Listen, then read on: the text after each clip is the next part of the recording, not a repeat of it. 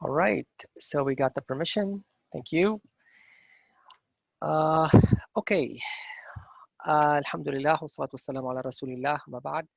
Thank you very much for joining. And tonight we have a light topic. I wanted to talk a bit about time and the importance of time. And I want to use one verse from the Quran. It's actually in Surah number 14. That is Surah Ibrahim, Abraham, Prophet Abraham or Ibrahim. So that is Surah number 14, and it is ayah number 33. All right, so people who would like to, you know, open a copy of the Quran, or maybe later you could consult with that verse, and you can maybe read it, you know, contemplate, think about it, reflect, ponder. All of these are recommended acts when we recite the Quran. Because nowadays, a lot of people, they just either read the Quran because they have to, or they memorize because they have to, but they don't spend any time reflecting and contemplating on the Quran. And really, this is the time when you benefit from the Quran, when you reflect. In fact, Allah subhanahu wa ta'ala told us in the Quran, He said, أَفَلَا يَتَدَبَّرُونَ الْقُرْآنَ. Don't they ponder on the verses of the Quran? Don't they think and reflect and contemplate on the verses of the Quran? So no doubt, this is one of the important things that we should do with the Quran, other than memorization and recitation. I know there's a lot of attention to recitation and pronunciation, you know, making sure you pronounce it correctly. It's equally important to also look at the meanings, and it doesn't have to be, you don't have to be a scholar to do that, because contemplation is different than looking up the commentary or the meanings. Contemplation happens after you understand the meaning. I mean, a lot of verses you don't even need to look up any tafsir or any commentary. And we're going to see an example today. There's nothing hard or difficult about the verse. All the words are recognizable. You could easily recognize the words in the ayah. But it just requires reflection. It requires contemplation. So contemplation is beyond the meaning. It's beyond the you know, the commentary, if you will, right? And like I said, this is an exercise. This is something that everybody can do, right? It just requires some quiet time, you know, take some time out from your busy day and do that with the Quran, because this is, like I said, one of the primary reasons and one of the primary interactions with the Quran, the fact that it should be like that. All right, so let us do that together, maybe as an exercise, right? And then later, like I said, you can do it yourself. So this, again, this verse, this ayah is in Surah Ibrahim, Surah number 14, and it is ayah number 33. So it says in that verse, وَسَخَّرَ لَكُمْ الشَّمْسَ وَالْقَمَرَ دَائِبَيْنِ. So he said in this verse, he created for you, for your benefit. You could also translate it as he subjugated for you. Like he employed, maybe a better word, he employed for you the sun and the moon. And it says da'ibain, which means they're working round the clock. Da'ibain means around the clock, non-stop.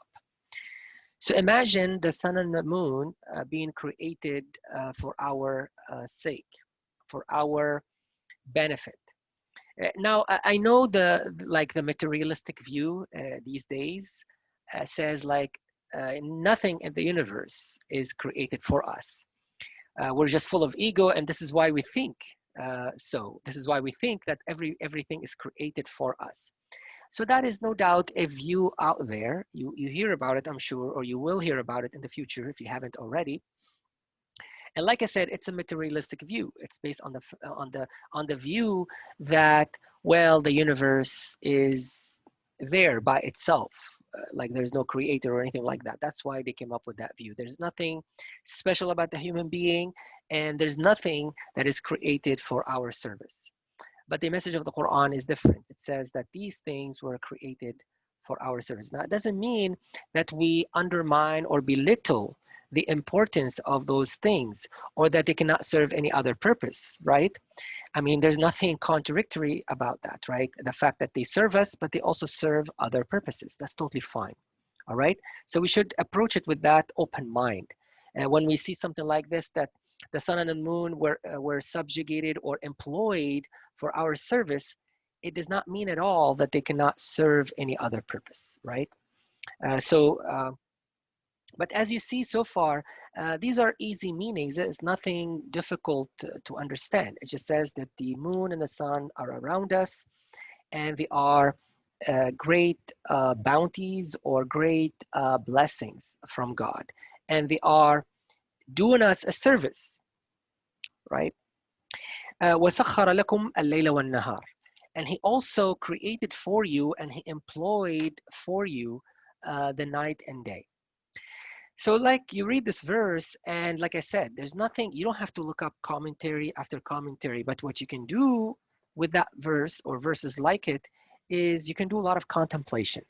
You can sit down and think about this and reflect upon it. So one important thing, for example, is the fact that here in this ayah, Allah subhanahu wa ta'ala is talking about time, but not the way we picture it. Like when I say time to you, most likely you're going to think of a clock, right? You're going to think of a watch. You're going to think of maybe a watch with some arms, or maybe now with the digital, right? You're going to imagine a number, and that's time to you. So right now it's 8:18. So you imagine the digit 8 with a colon and then 18. And that's time to you. But the Quran, when it talks about time, it's giving it to you in a totally different way, in a different package, if you will. And it's talking about time as it relates to nature. And that's really, really important, because we've lost track of time in this sense. Like we don't think about time as it relates to nature anymore. And that's a problem, because our bodies, like we have the body clock, right? I mean, the body clock still runs according to nature. It does not run according to our clocks. It runs according to the sun and the moon and the nature around us, right? And this is why the introduction of technology has disrupted this body clock, because your brain still wants to shut off after dark, right? That's how it's been programmed for a long, long, long, long time. And this is why when you keep watching, like especially before you sleep, right? You still need to get your, iPhone or whatever smartphone you have, and you keep staring at the screen, at that blue screen, like high volume of light going to your eyes, right? And that's not good. It's gonna disrupt. It's gonna interrupt your sleep, because the body, what happens with the body, it starts shutting down gradually. It doesn't happen like all of a sudden. That's what we want to do now. Like we want to force the body to go to sleep. So you want to watch whatever you want to watch on TV, and then you want to watch whatever you want to watch on YouTube or whatever else on social media. And then you think by shutting off that phone, immediately you're going to be able to go to sleep. And this is why we have people with insomnia, with problems going to sleep. And some people end up taking sleep pills. But see, the body itself is supposed to be connected with nature. And I understand, I mean, no one is asking you to sleep after sunset, right? We're not like chicken or birds. Although in some cases, it's probably better to be like them, to be so disciplined. Like, I mean, aren't you interested, or isn't it interesting to see how disciplined these creatures are? I mean, they always wake up. They don't need any alarm clocks. They always wake up before us, and they always wake up on time, like even before dawn, around dawn, and they always go to sleep at the same time. We cannot do it with all the technology we have. Isn't it amazing? We can't even do it like the birds. But see, in this verse, in this ayah, Allah subhanahu wa ta'ala is reconnecting us with nature and telling us that these are major events in nature. I mean, I know we took it for granted. We get so much used to it. We see, we see the sun every day, so it's not a big deal. We see the moon every day. It's not a big deal. We see the night and day every day, and it's not a big deal, right? Because we are so used to it. We're so accustomed to it. So it's not a major event to us anymore, right? But that's what the Quran is trying to awaken in us, that these are still big signs from God. They're big signs from Allah, right? And that's why you keep seeing them being mentioned in the Quran. So one thing here we get is the importance of time, and the fact that we also should try and reconnect with nature. So one of my recommendations, for example, I know maybe for some people it is hard, and it's hard on all of us, and we should maybe do it in stages, maybe if we can. But try and, for example, when you look at your sleep time, protect your sleep time. Your bedroom should be more like a cave if you can. And by cave, I mean try and rid it of electronics as much as possible. Even if you want to invest in maybe I know some of you will hate me, but invest in one of those good old, I don't know if you've seen it, alarm clocks. They probably don't exist anymore because everybody uses their phones for alarms, right? But it really helps you get back into the rhythm, the natural rhythm, or the rhythm of nature. And that's going to be very good for your health as well, because if you sleep well, then you also could, you're going to have much more energy throughout the day. And that's really important. But the point here, as we contemplate on this verse, is the importance of time, and also how Allah subhanahu wa ta'ala, how he presents time. It's not presented to us as a machine like a clock or a watch. Rather, it is presented to us as a natural phenomena. Time is part of nature. It's connected to night and day. In fact, the night and day is what defines time. It's connected to the sun and the moon. I mean, the sun defines the daily rhythm. The moon can define the monthly cycle, right? Because we could use a lunar calendar to determine months of the year. Now, if you read on to the next ayah, ayah number 34, Allah subhanahu wa ta'ala now tells us that this is part of his favors upon us. So he said, وَمَا آتَاكُمْ وَآتَاكُمْ مِنْ كُلِّ مَا سَأَلْتُمُوهُ. And he has given you from everything that you've asked for. All right. So meaning that he has made your life easy and comfortable in general, right? He has given you everything you need, right? All the faculties you have, all the comfort, all of the, you know, things around you are to make you comfortable, to make your life easy. So وَآتَاكُمْ مِنْ كُلِّ مَا سَأَلْتُمُوهُ. He has given you from everything that you asked for, that you wished for. And then he said, وَإِن تَعُدُّوا نِعْمَةَ اللَّهِ لَا تُحْصُوهَا. If you try and enumerate, if you wanted to count, if you want to enumerate the bounties, the blessings of God, ni'mah, is a bounty, a favor, a blessing. So if you try to count all these blessings, you're not going to be able to do so. And now also as we contemplate on this verse, again, there's nothing hard here to understand, right? You don't have to look up the dictionary. You don't have to, maybe you need a translation if you don't know Arabic. If you know Arabic, you don't even need that. But if you don't know Arabic, you can just consult with a basic translation. But there's nothing hard here. It's more for reflection. This is a material for reflection, for contemplation, for thinking about it. So it says, if you try to count the bounties of Allah, you'd not be able to count it. Again, very simple. I mean, and this is why the Quran, Allah told us about the Quran. It is easy to understand. I mean, it's not rocket science, but it's also so practical, and it so connects with our nature.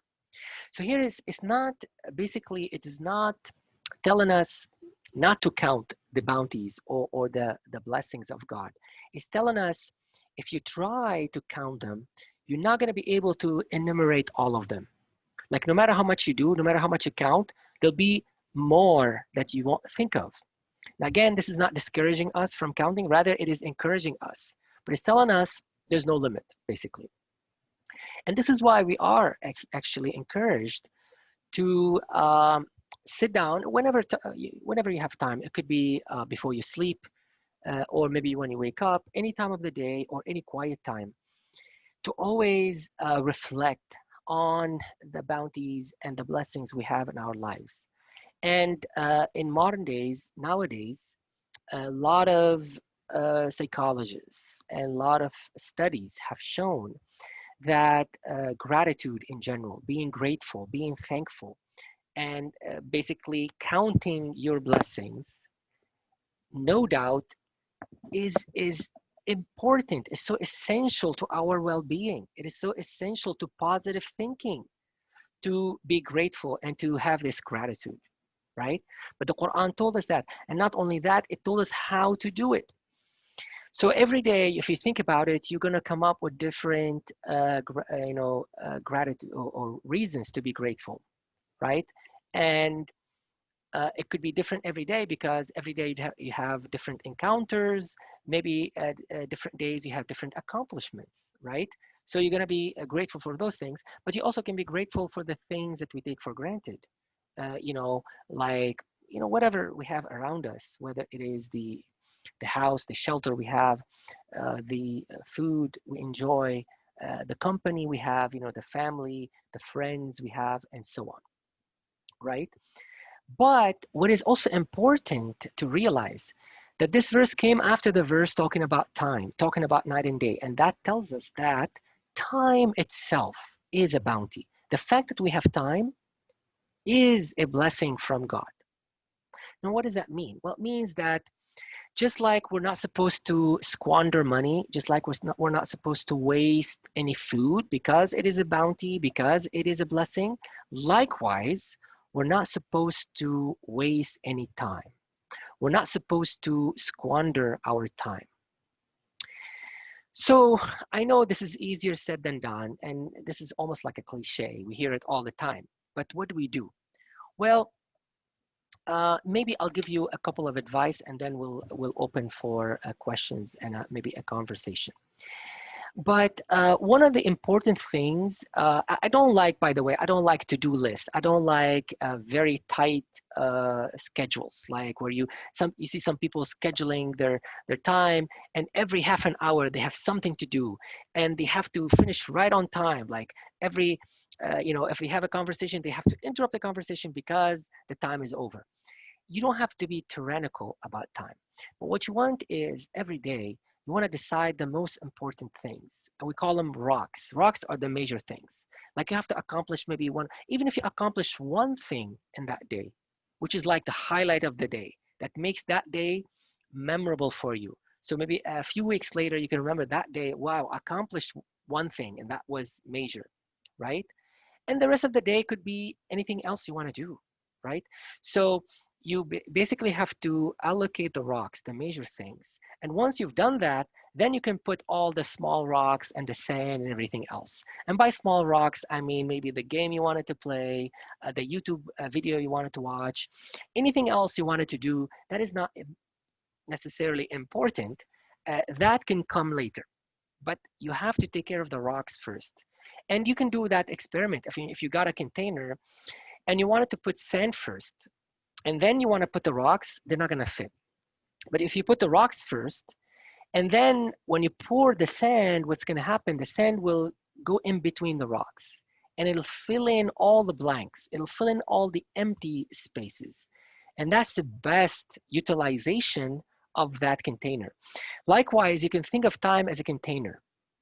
Many Muslim scholars actually gave that analogy, like time is like a closet or a container. So that container has to be filled, and you want to fill it with the major items like the big rocks first, and then the smaller ones can trickle in. And that's actually very practical. Think about it. If you took care of the major things that are on your mind, like say you have a big assignment, if you took care of that assignment first, then the time you spend in leisure, let's say in entertainment, is going to be more enjoyable, and it's going to come in and, like I said, fill the blanks, right? But if you do it the other way around, you're not going to have time to finish the assignment, and you're going to feel miserable the rest of the day. So that's one important thing to keep in mind. And um, one more thing I'll mention. Let's say you decided those rocks. It could be, like I said, one, two, three. They don't have to be many. In fact, they should not be too many in one day, because you don't want to cram your day with major things. That'd be really hard to do. But let's say you decided on one major thing, and or two. You want to basically be very focused when you do them, like laser focused. All right. And then you also want to energize yourself. So that's when you integrate other things, like maybe integrate some workout, right? Maybe some meditation, or maybe you go outside and walk, or take a snack.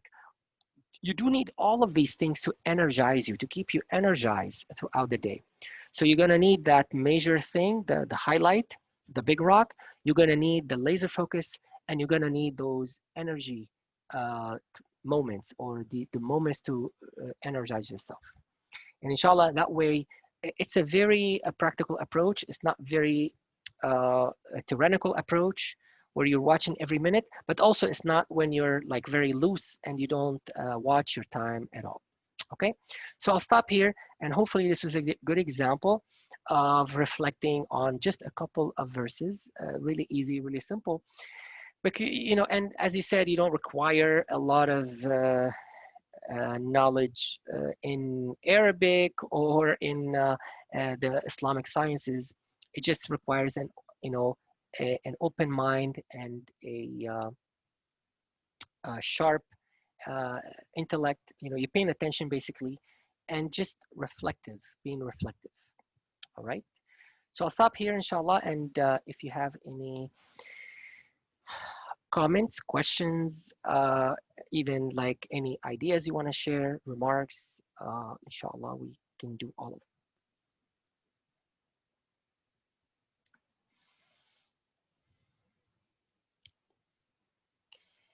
And as I wait, I want to basically welcome. I apologize when we started doing the Zoom sessions after the Corona virus. We kind of lost touch of you know the personal touch, I would say. When we had it in the mosque, in the masjid, we had much more interaction, and that's really hard to do in an online setting. But I really want to, I mean, at least the people I recognize, I want to, you know, say salam, say hi. So Brother Ammar, Sister Aya. I mean, these are people I recognize. I apologize. I know a lot of people are also, they were regular before. I probably don't recognize the name.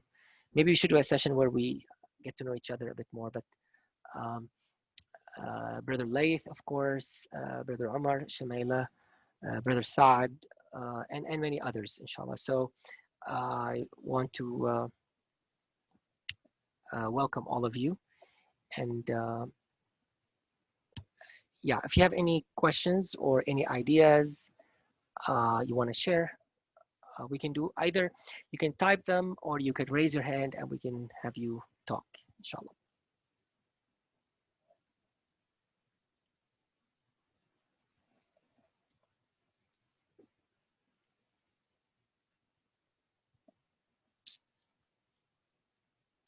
Any hands, any questions?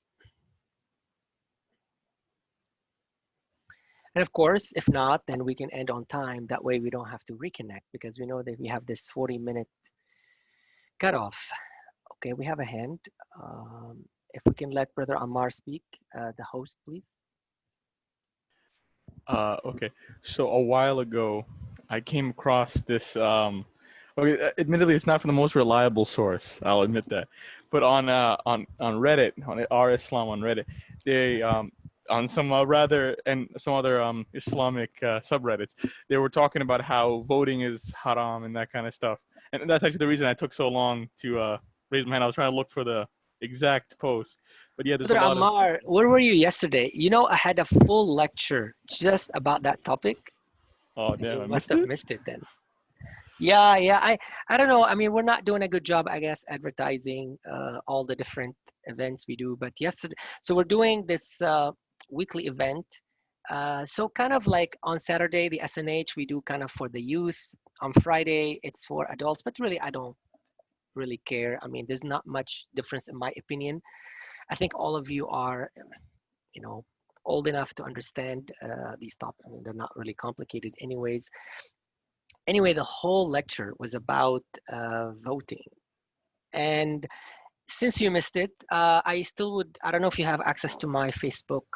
Um, I think it's also on YouTube. Maybe I can send you the link if you like. But just to give you a summary, uh, when it comes to voting, like many other topics, unfortunately, um, I'll get to you, Laith, in a second. Just give me a minute. Let me respond to Brother Ammar first, because you also make a good point there. So, unfortunately, when it comes to voting, like many other issues, we see many Muslims go to one extreme or the other. So you might find some people who say voting is haram. Also, on the other hand, you might find some people who say voting is wajib, like it's mandatory. And in both cases, it's just an extreme.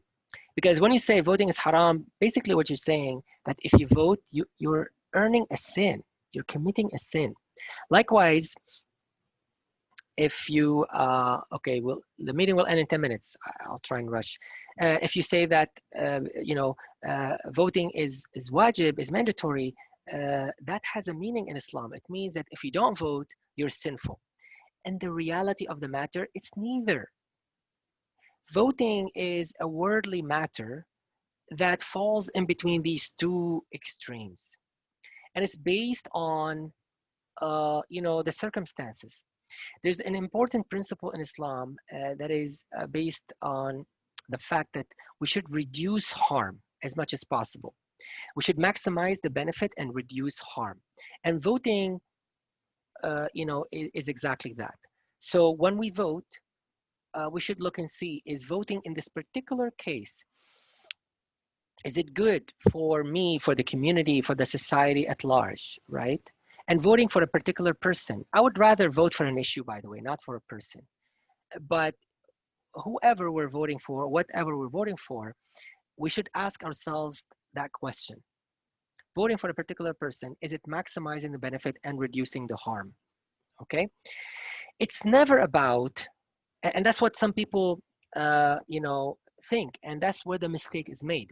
They think if I vote for someone, it means that I condone everything they say, right? Or that I approve of every opinion they hold. And no one believes that. No one thinks that. Even like anyone, even like non-Muslims, atheists, everybody, when they vote for somebody, it does not mean that they approve everything they say or do, right? It's all about, I have different options, right? And one option seems to be better than the other, or let's say less harmful, if you want to choose the lesser of two evils. That's the reason we're voting. It's not that I am approving of everything they do, or I'm approving of the entire system with all its, faults and corruption. No, it's a basic and a very simple matter. It's like I have a choice here, and I have a choice of picking between two options, and one of them seems to be a little better than the other. And I want to, you know, tilt the scale to that, in the favor of that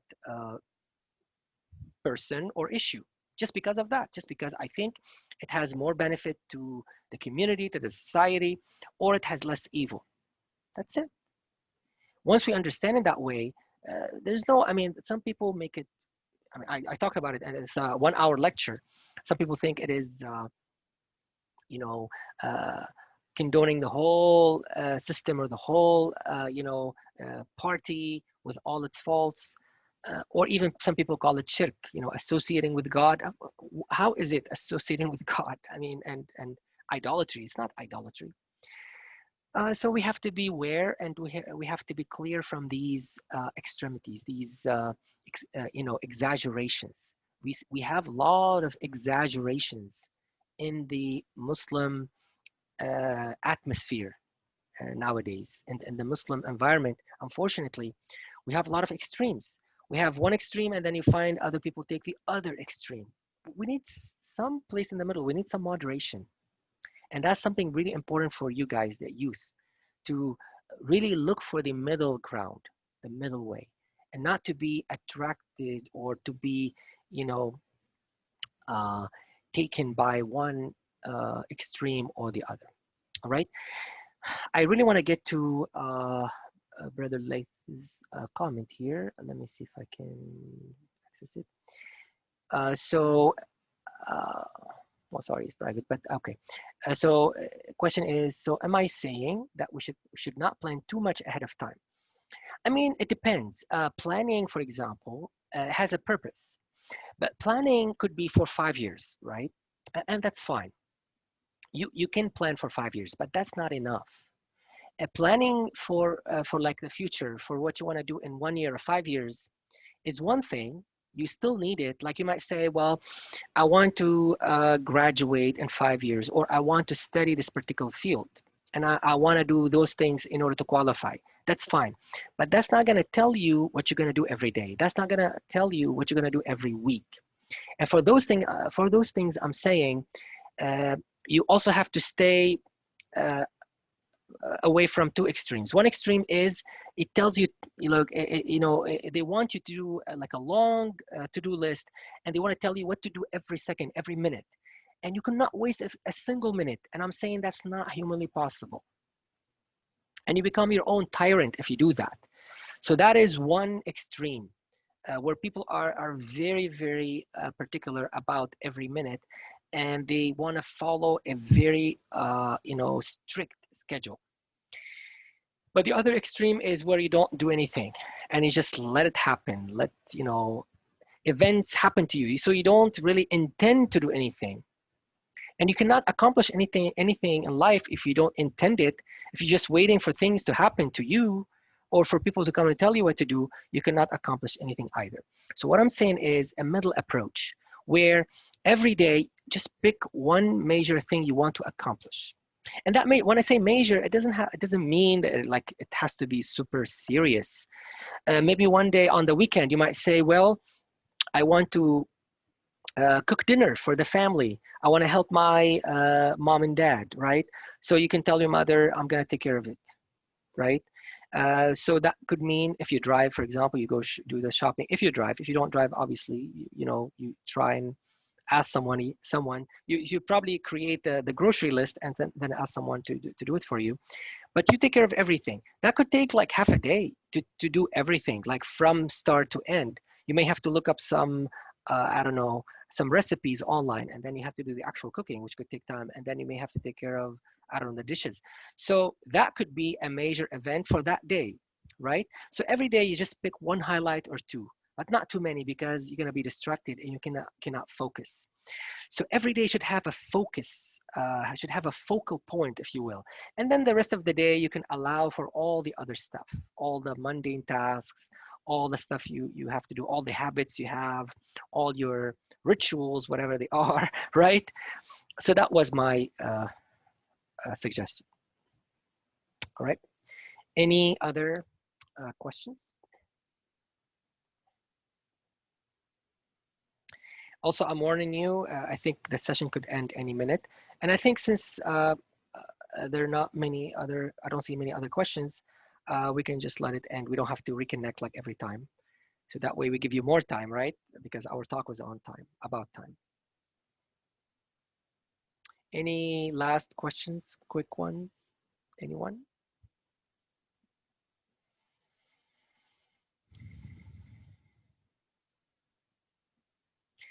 Okay, well, then thank you. Oh, is the halaqa happening next week still? No, actually, thank you for reminding me. So next week we have a special event. Uh, So yeah, no, thank you for reminding me. So next Saturday, we're not gonna have a halaqah. We'll do a halaqah the Saturday after, inshallah. All right. So thank you for bringing this up. Um, oh, there's another quick one. Is there any other halaqah happening next week still? No, not that one. The other one. Is there any halaqah? Wait a minute. I'm able to attend for my age, she said. Well, we have one on Friday. That's basically managed by the Scottsdale Masjid, but everybody is welcome to attend it. Um, I would have to get you the information. You can look at it on Facebook. You can look it up. It's Islamic Center of Northeast Valley.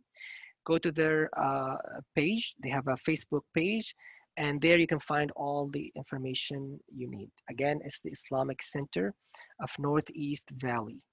You can find it on Facebook. I'm pretty sure they have a website too. I've not been to it, but pretty much you can find it on Facebook. I'm also thinking they have an Instagram, but I don't go there much. I try and protect my time. Also, I don't go much on social media unless I have to. But that's one quick way to get that information. But it's happening every Friday at 7:15. Okay, and same way it's on Zoom, but I don't have all the Zoom information right now. But you can find it, like I said, on the page, on the Facebook page. All right. Do you still have halakas on Instagram Live? If so, can you post the halakah on there again? My apologies.